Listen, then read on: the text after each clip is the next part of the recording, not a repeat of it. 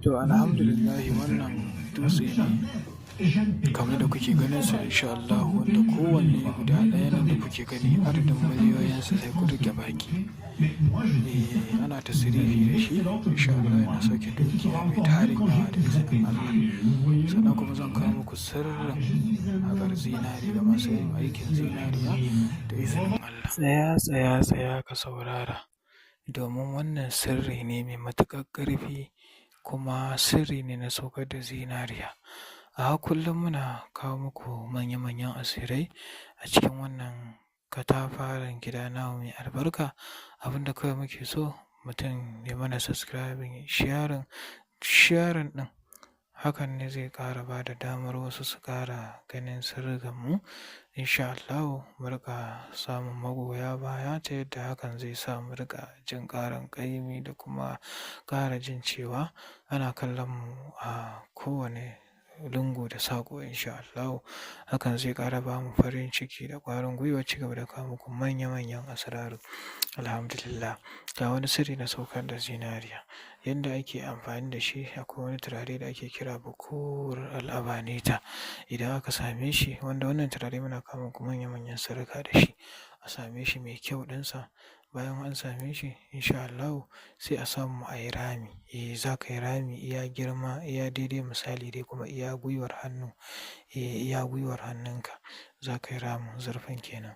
Bayan ka yi wannan rami insha Allahu ka yi shi da ɗan faɗi dai haka insha Allahu yadda in hannunka zai shiga ma ba zai takure ba da izinin Allah. Bayan ka gama sai ka samu wannan turare sai ka saka a ciki ba a kwance kwalbarsa. Yadda ka siyo shi haka za ka saka a ciki sai ka samu ƙwan kaji guda biyu sai ka saka. Sai a samu ƙwan fakara. Akwai wani ƙwai da ake ce masa na fakara wata tsuntsuwa ce sai a saka guda biyu a ciki. Bayan ka saka insha Allahu sai ka rufe bakin wajen.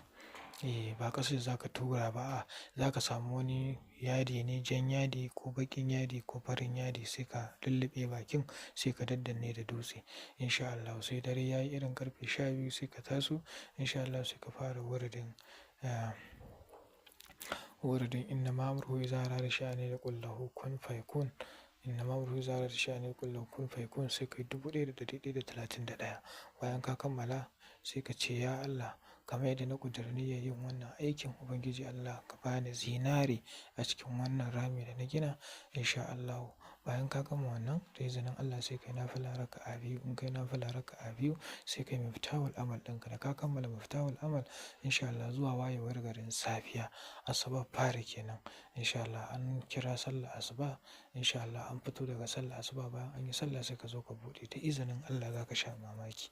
Amma shi adadin da za ka samu a cikin wannan rami adadin rabonka da kake da rabo a kan wannan aiki insha Allahu. Wannan mujarrabin aiki ne muna yin sa kuma muna badawa mutane suna yi kuma ana godiya ga kuma waɗanda suke buƙatar sirri waɗanda za su samu nasara wajen haƙa cikin ramin su na haƙa insha Allah. Nan ma duk za mu riƙa kawo muku su da izinin Allah. Ina mana fatan alkhairi. Muna aikin zinariya muna saukar da zinari ta hanyar rafanai. Haka zalika muna ba da aikin da za a samu zinariya. Haka zalika muna aiki na tasrifi da dai sauran ayyuka mallaka da jifa da sauransu. Ina mana fatan alkhairi daga naku Sharif Umar.